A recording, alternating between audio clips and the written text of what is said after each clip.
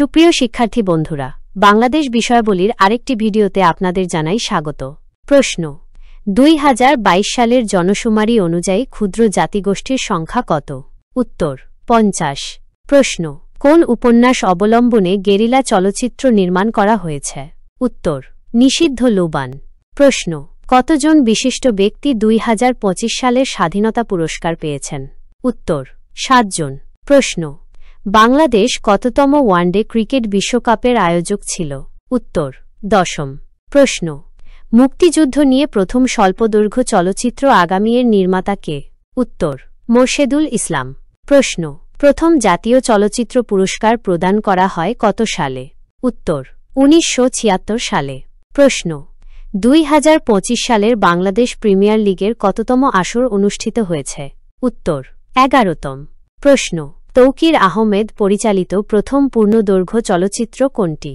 উত্তর: জয়যাত্রা।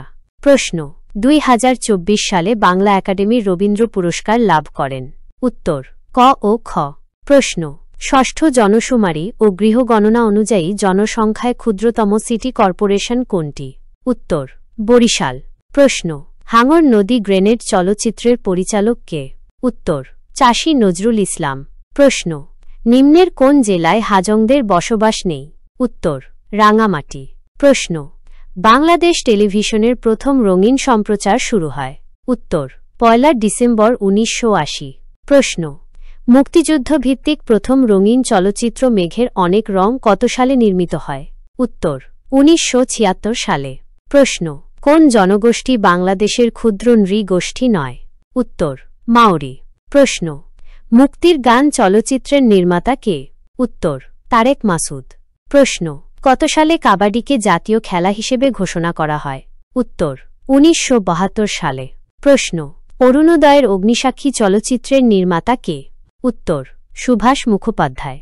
প্রশ্ন: 2025 সালে কতজন নারী অদম্য নারী পুরস্কার লাভ করেন? উত্তর: 5 জন। প্রশ্ন: বাংলাদেশ ক্রিকেট দল কোন দলের বিপক্ষে প্রথম টেস্ট ম্যাচ খেলে? উত্তর: ভারত। প্রশ্ন: 69 গণ আন্দোলনের পটভূমিতে রচিত উপন্যাস ওঙ্কারের রচয়িতা কে? উত্তর: আহমদ ছফা। প্রশ্ন: 2024 সালে বাংলা একাডেমি নজরুল পুরস্কার লাভ করেন?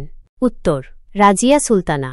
প্রশ্ন: পার্বত্য চট্টগ্রাম শান্তিচুক্তি কবে সম্পাদিত হয়?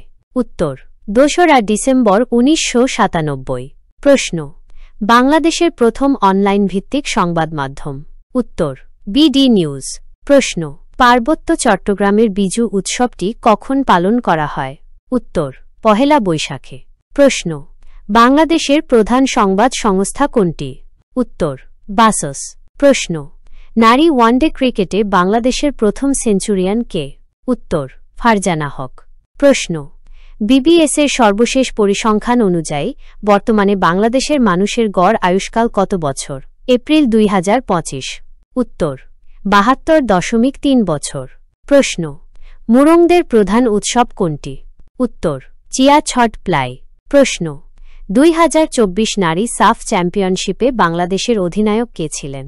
উত্তর: সাবিনা খাতুন। প্রশ্ন: বাংলাদেশের ত্রিপুরা গোষ্ঠী কোন ধর্মবিশ্বাসের অনুসারী?